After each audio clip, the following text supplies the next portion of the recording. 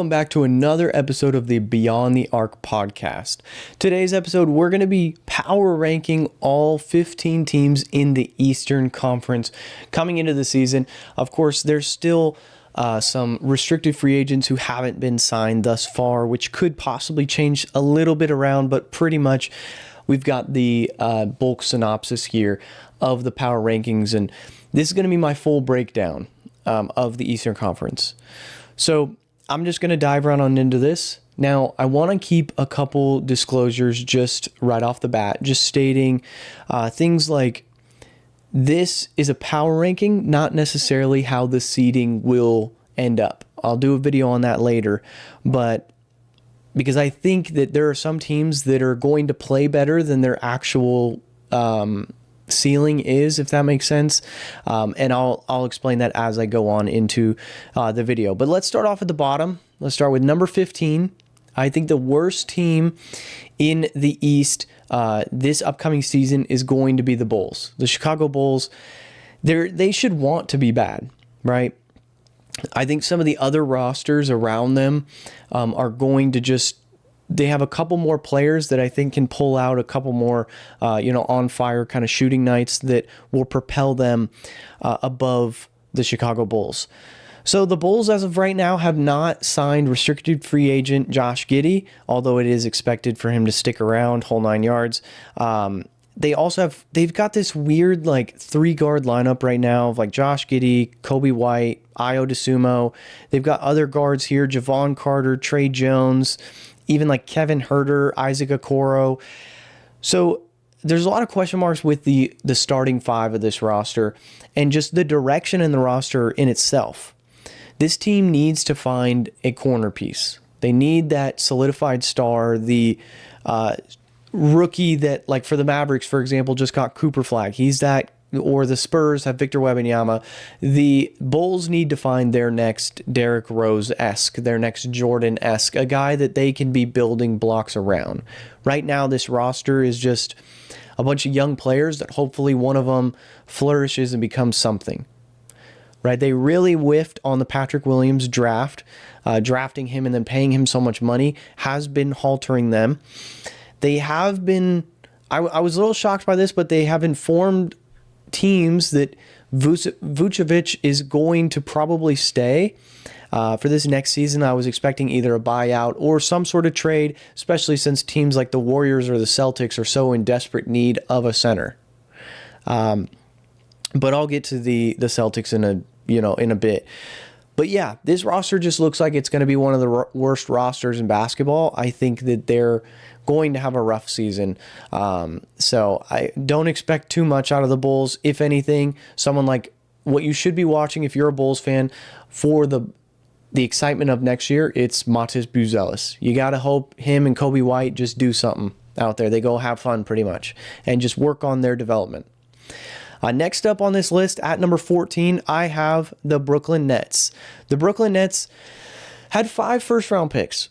So I feel like that does give them at least something to be excited for. Also, what I meant by the initial intro when I discussed there's going to be some teams here that I think compared to the Bulls, I think the Nets have a couple players that can catch fire and just do something, as in Michael Porter Jr.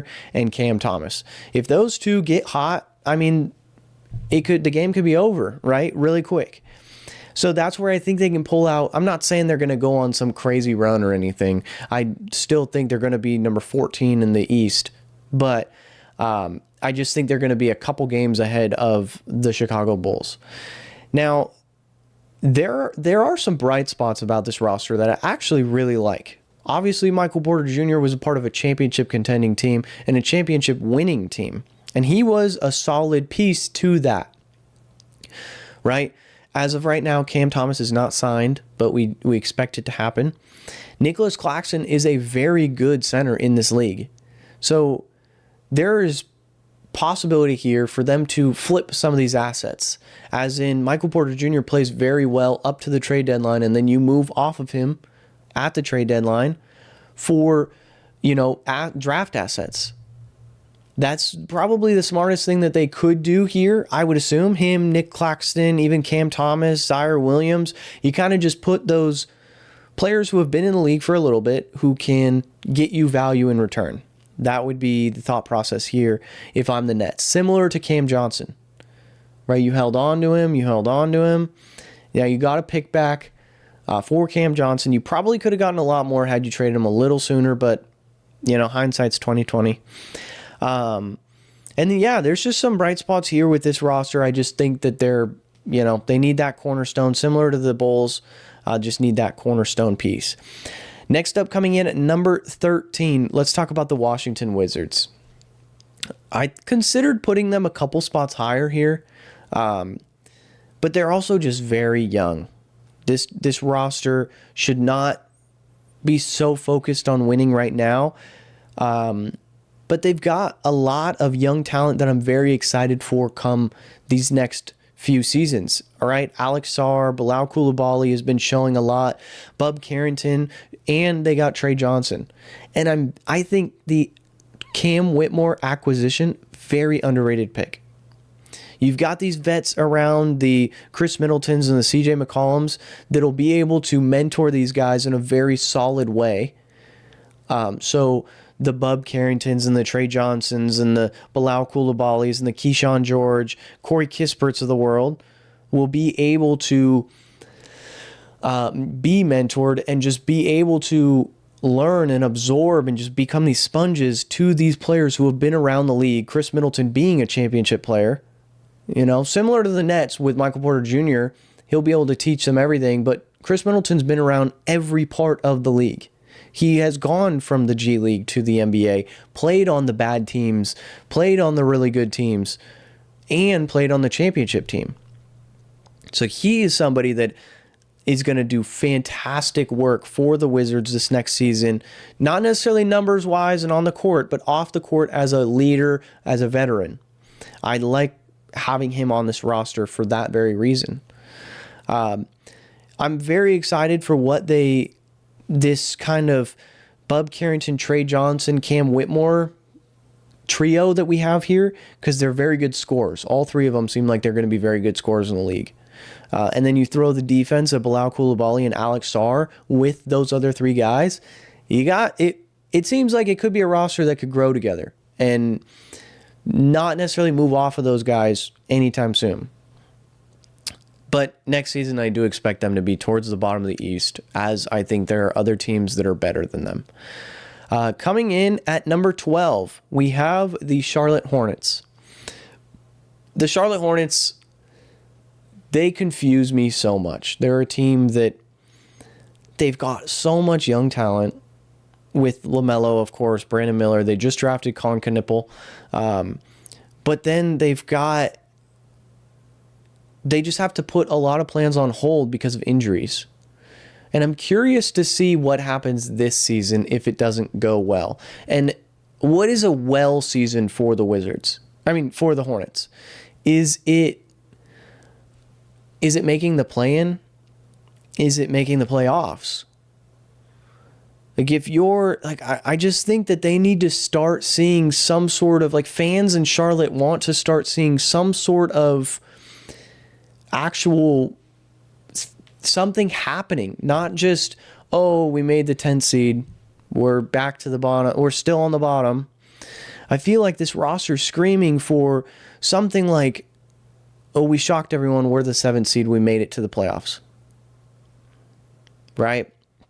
And if LaMelo Ball is healthy, I don't see why that can't happen.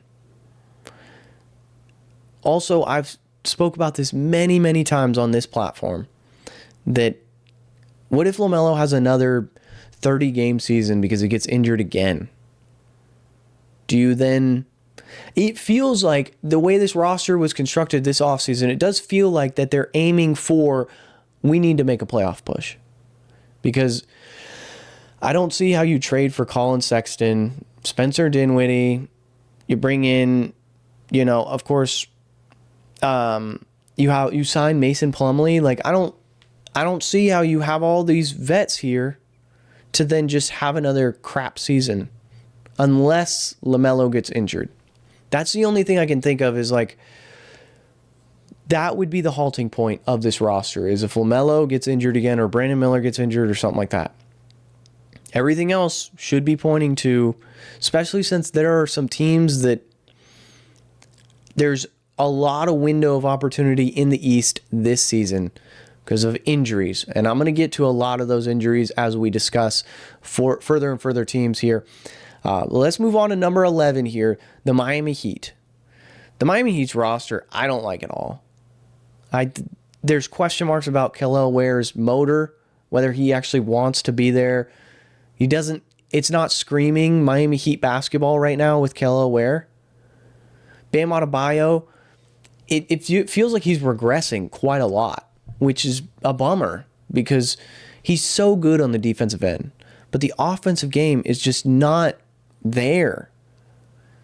Like, he's not putting up these, especially when there's no one else to really take the ball from him other than Tyler Hero. Bam Adebayo should be eating right now, averaging 20 and 10 and having a lot of games where he's got 25.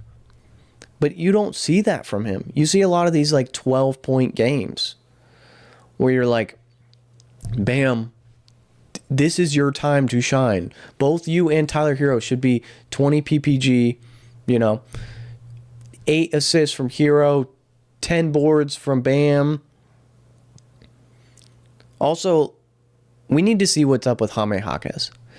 I understand the idea of a sophomore slump, but last season that was bad. That was rough. Nikola Jovic, why is he still on this roster? Because I think that they have this young talent here in Jaime Jaquez and Nikola Jovic that could be getting you something better. But if you don't want to give it up, then you can't really progress too much. I do really like the pickup of Kasparas Yakuchonis. I think he did solid in the Summer League. Seems like he could be where is he going to fit? That's going to be the question mark because you have Tyler Hero, Norman Powell, Davion Mitchell, Terry Rozier right now.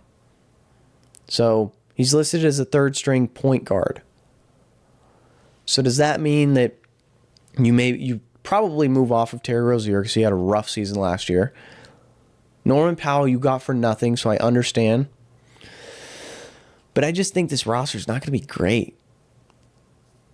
Like, next team I have on this list is the Raptors. Do we really think that the Heat are that much? Like, are they going to be better than the Raptors? I don't know. I like the Raptors roster better. Let's move on to the Raptors at number 10. And now, do I think that the Miami Heat could be above the Raptors in seeding? Absolutely. I think that's possible. But this is a power ranking. So this is roster construction and who's the better team. In a 7-game series, I might take the Raptors just because of I think they're getting this pretty deep team.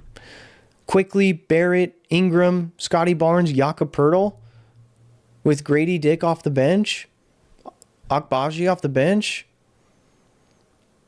You just drafted Colin Murray-Boyles, Jamal Sheed. You could convince yourself that this roster is not terrible. Do they all fit together is going to be the huge question mark. You paid a lot of money for a lot of these guys too. Emmanuel Quickly, RJ Barrett, Scotty Barnes is expensive. Brandon Ingram's expensive. But when you're at a destination like Toronto, where you're not going to be a full-on free agency destination, not a lot of people are going to be signing up to just run over to Toronto to play. You got to be able to, you're going to probably end up overpaying your players, right? The Rockets did it with Fred VanVleet, right? We see that all the time. Players get overpaid for those destinations that aren't necessarily the number one on somebody's list to go to. The Raptors, though, over the Heat, I can see that happening. I think they have a better roster than the Miami Heat, top to bottom. In a 7-game series, honestly, you got to account for Eric Spoelstra, so realistically that the Heat would probably squeak that one out just because this team is so young with the Raptors, but I think the overall roster of the Raptors is better than the roster of the Heat. Moving on, at number 9, I have the Indiana Pacers. This might shock some people because, of course, they lost Miles Turner. They won't have Halliburton next season. But I really like Nembhard. I think Nembhard is going to fill the Halliburton shoes just fine. You got your backup in TJ McConnell. Of course, Benedict Mathurin is going to be able to showcase what he's kind of been doing just fine, showing flashes of it. I think he's going to show a more solidified role this season. Aaron Nesmith is a solid three-point shooter, 3-and-D kind of wing that you like to have on the roster. And then Pascal Siakam will be able to go back to probably being the number one option on this roster. So with that and then the depth of this roster, the only issue I see is at that center position. It'll really give Isaiah Jackson time to shine. Maybe, I mean, they traded for Jay Huff, and he's not terrible. You have Tony Bradley. We'll see what's up with Jarris Walker. I think he could be a hidden gem. He was drafted, highly talented, coming out of college, and then you haven't played him thus far. He's dealt with a lot of injuries too, so I'm excited to see what he can bring to the table come this next season. After the Pacers, I do have the Philadelphia 76ers. This could be low on some people's boards, coming in at number 3, 4, 5, 6, 7, 8. Coming in at number 8. Now, the issue I have is Joel Embiid just announced he's going to have some minor knee procedure. He's not going to be ready come the start of the season. Paul George is not ready come the start of the season. He might be ready come the start of the season, but they're probably not going to have him ready. Jared McCain, who knows how his health is going to be after he just had that massive injury last season. There are, of course, bright spots on this roster. Don't get me wrong. I really like VJ Edgecombe, right? Tyrese Maxey, very solid. But Quentin Grimes is still a restricted free agent also. Hasn't been signed. Who knows the kind of money he's going to get? I am just a little concerned about this roster because I feel like we go through this every year with the 76ers, where we project them to be this top 3 team or something like that, and then injuries just kill them. Of course, we hope that Embiid has that resurgence year and ideally they probably aren't going to be a top 5 seed because they're going to minute restriction Embiid all year, as they should, to ramp him up so that during the playoffs he can play the full time, and then it's easier to get him through a 20-game stretch than it is an 82-game stretch. So you ease him into the season, really take your time. Honestly, probably have him miss as much time as you need. Even if this season is a wash, then I would say if he needs to sit out all year so that next year he's 100%, I would say do it. You've got young talent. Yes, the Paul George contract is looking a little rough right now, but we've seen teams be able to bounce back from that. You look at Phoenix right now is bouncing back from the whole Bradley Beal buyout and stretch. The Bucks buyout, stretch, Dame Lillard, whole 9 yards. The rosters look a lot better already. They're starting to. And Paul George could be that buyout candidate, possibly. But I think that he'll be all right. I think he's going to have a solid season. Putting him at the 4 is a question mark for me because Paul George, I've always seen him as a 2 or a 3. So I would love to see a lineup of Tyrese Maxey, VJ Edgecombe, Paul George, and then a Justin Edwards or Kelly Oubre put at the 4. So Paul George doesn't have to be guarding such big defenders guarding such big players all the time, as in he's not gonna have to worry about guarding the Giannis, the Scotty Barnes. He can worry about guarding Brandon Ingram, which he matches up better against, in my opinion. So 76ers, I do have a lot of question marks. At number 7, this is where I have the Celtics, and this might be a little high for some people because, of course, Tatum is going to be out all season next year. But I still think that Jaylen Brown has a lot to prove for his number 1 option. You still have Derek White. I think Derek White running mate with Anthony Simons, if Anthony's not dealt anytime soon, that's a really good pairing, those two. Peyton Pritchard still coming off the bench. You have Sam Hauser here. We just signed Chris Boucher.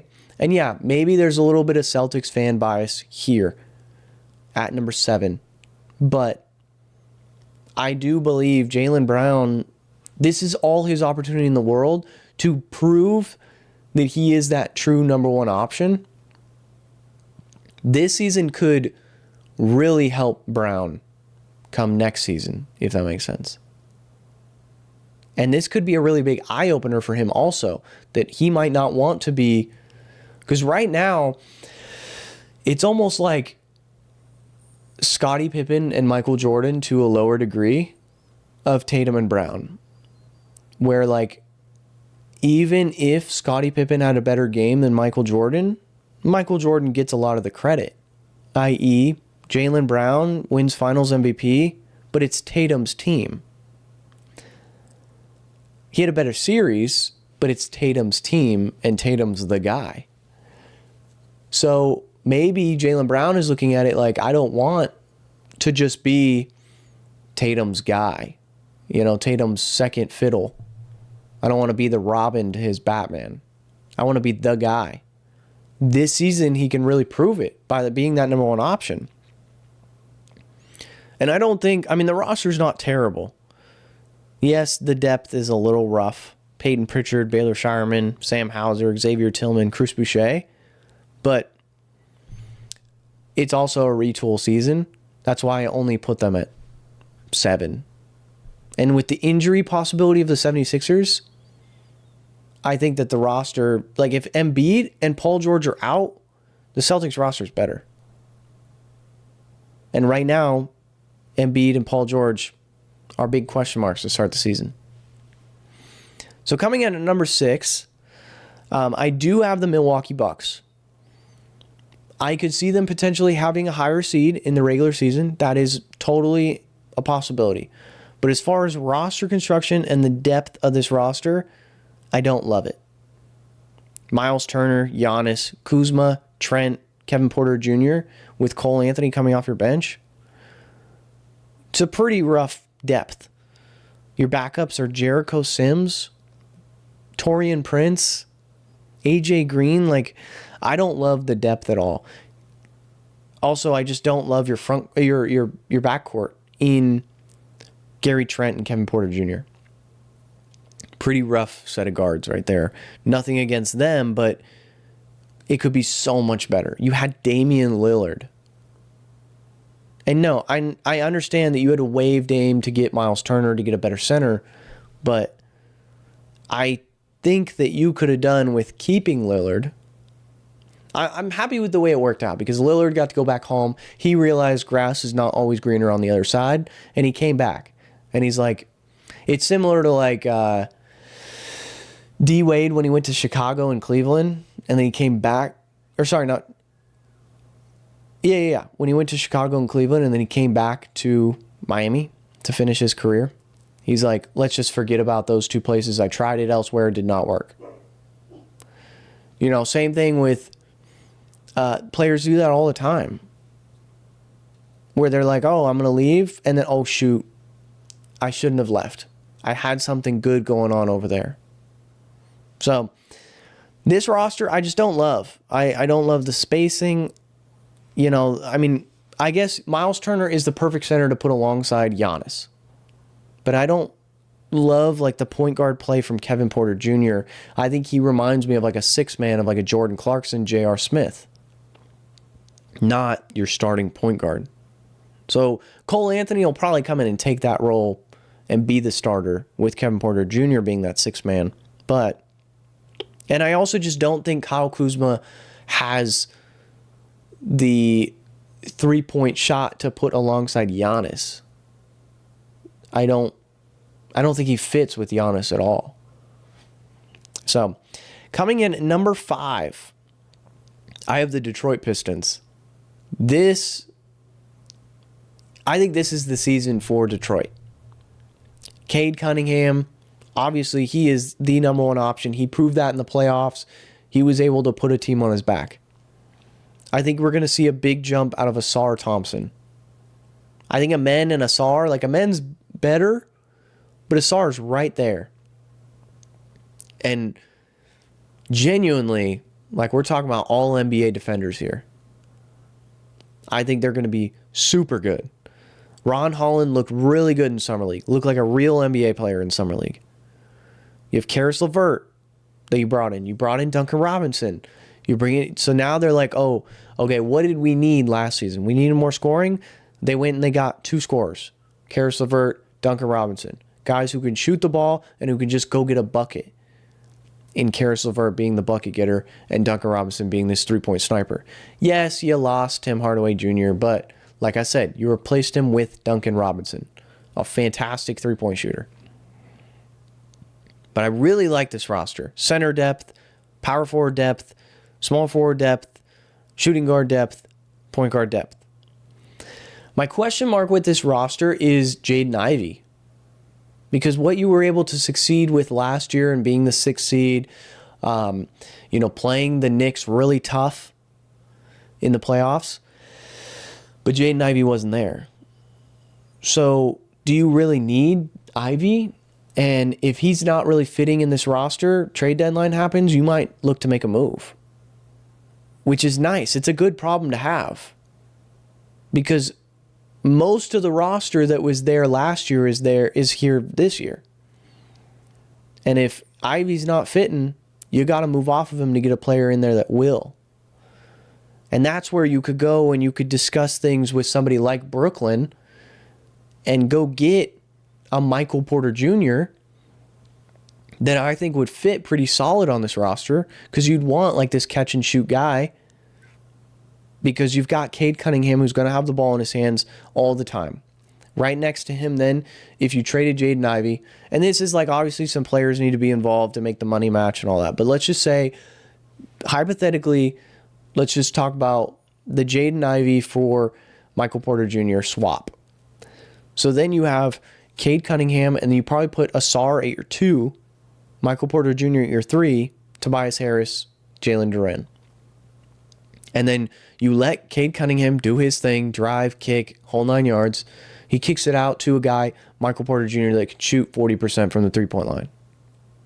And he's 6'10". And then on the defensive side of the ball, you have a super long lineup. Cade Cunningham, 6'7" point guard. You have Asar Thompson, 6'8" shooting guard. Michael Porter Jr., 6'10" small forward.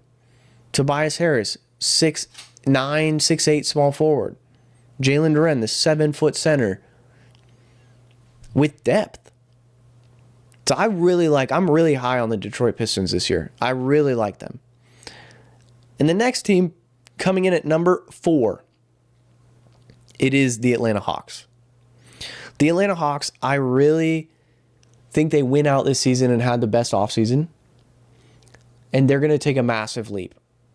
This is the year that they're going to get into the playoffs, solidify them, because right now, if the way that it works is they would play the 5th seed. So by power ranking, if we just take the power ranking and make it over to the seeding, I would have the Hawks and the Pistons match up in the first round. That would be an insanely exciting round where you'd have 2 dynamic guards who do completely opposite things going at each other. You'd have they'd probably be defended by the other team's best defender, being Dyson Daniels is going to be defending Cade Cunningham, and Asar Thompson is going to be defending Trae Young. I would be excited to watch that in a 7-game series. That'd be an insane series. Probably would be like decently low-scoring game, like a 98, 95, just like grind it out, grind and grit kind of game. And that's what's exciting, is you'd be able to watch Trae Young either get locked up by a SAR and then out of nowhere, fourth quarter comes, he heats up, or vice versa. You have Trae Young lighting it up until the end of the game when Asar Thompson needs to lock him down, and then he does. It's going to be an exciting series. I hope that this happens. Hawks Pistons, what I want to see in the playoffs. I also wouldn't mind Knicks Pistons again, rematch, grit and grind, but I'll get to them. But yeah, I really like the Hawks too. I think everyone's pretty high on the Hawks after their offseason. Of course, acquiring guys like Kristaps, Nickeil Alexander-Walker. They performed very well in the draft as well by getting next year's swap between the Bucks and the Pelicans. So yeah, coming in at number 3, I have the Orlando Magic. I think that this number is a little high for a lot of people. I'm just very high on the Orlando Magic with them going and getting this. Their point guard, or their guard group right now, is a good yin and yang, I really think. I think that Jalen Suggs and Desmond Bane are perfect for each other, similar to like Dyson Daniels and Trae Young, but reversed, if that makes sense. Where you have this offensive player in Desmond Bane, and then you have the defensive-minded guy who's going to be right next to him. Your point of attack defender. And then with the Hawks, same thing. So that would be... This roster is just designed to only grow. Franz Wagner, Paolo, Jalen Suggs, and he came back from injury. So he's going to have 82 games to get healthy and then be in the playoffs. I do think that they need to upgrade the center position. I don't think Wendell Carter is the deep playoff contention kind of guy. Where he's going to be defending the Embiids for 48 minutes, the Karl Anthony Towns, etc. I don't see him being that lockdown defender because he's undersized. I think if they were to go and, talk to the Nets about Nicholas Claxton, or if you go and talk to the Bulls about Vucevic even, like, Vucevic is more of an offensive-minded player, but that's kind of what I'm getting at, is just having someone taller in that lineup that kind of would fit a little better. Because Vucevic can spread the floor. So when Paolo is driving the lane, I mean, I know Wendell can too, but I just think that offensive side from Vucevic is better than Wendell Carter's. So coming in at number 2, I have the Cavs. Now... the Cavs, I think, will be the 1 seed next season. I think the Cleveland Cavaliers is a better version of the Utah Jazz when Donovan Mitchell was on the Utah Jazz, where you have a starting center who's a lockdown defender in Jared Allen or Rudy Gobert. You've got Donovan Mitchell, obviously, and then you have a dynamic point guard, Darius Garland or Mike Conley, right? Where I have a problem is... it just feels like they lack that second star. They have a lot of good players, but do you have that secondary star, right, to go help you win a championship? In the playoffs, when the Nuggets won the championship, Jokic was the number 1 option. We all know that. Second to him, the second star was Jamal Murray. And Jamal Murray's regular season play is elevated when he's in the playoffs. When he's in the playoffs, he is a different mode. We know it. It's the same thing with like a Curry and Durant. Or Curry and Clay. Something like that. That's the Thunder. The secondary star was what we talked about. Outside of Shea, who's it going to be? J-Dub stepped up a lot. Right? You had a lot of role players stepping up a lot. But that secondary star proved itself in Jalen Williams. So, who is it going to be for when the playoffs hit? And then I also question, there were a lot of times in the playoffs where the Cavs had the lead, and then they just choked.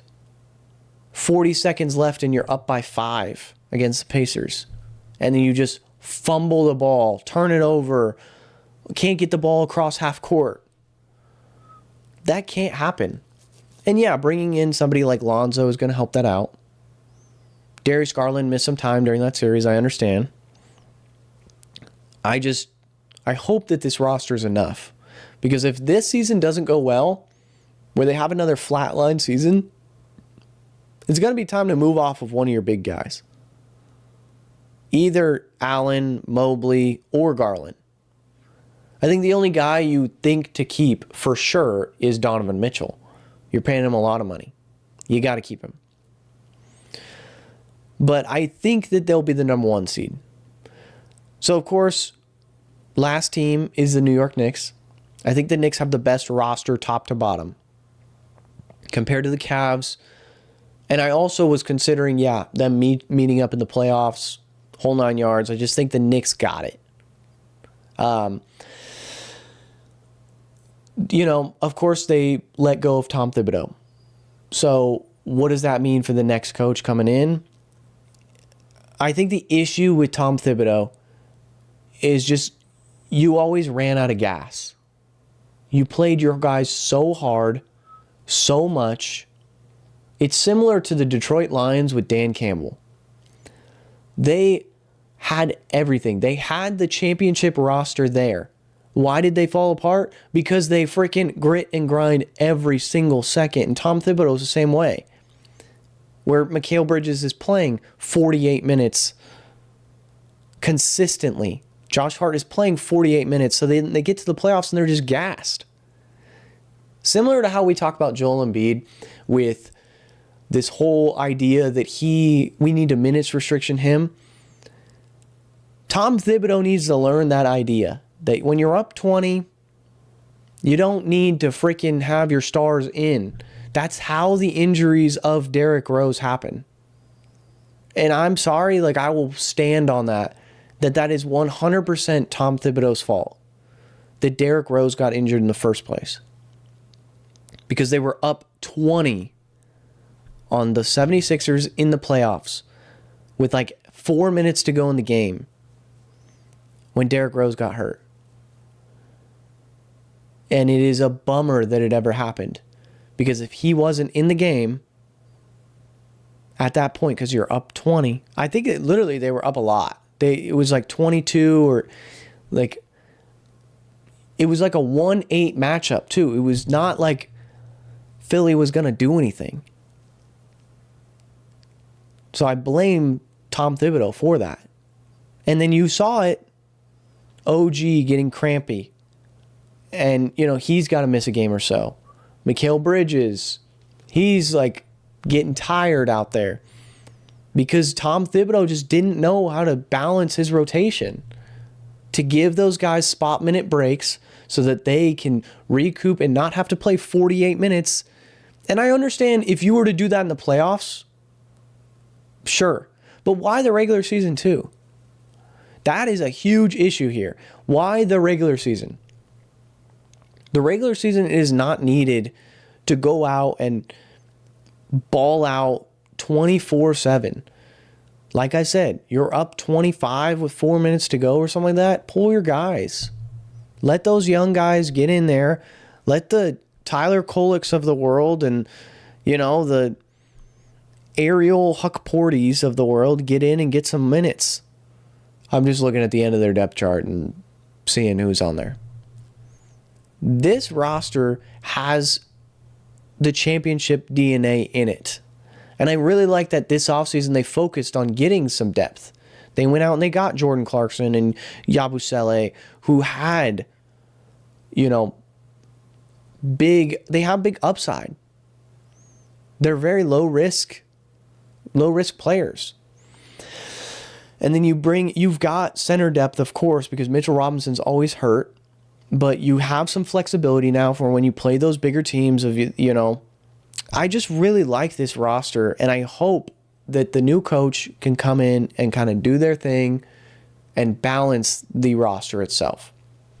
So, all right, guys. Well, that has been the top 15 power ranking teams of the East.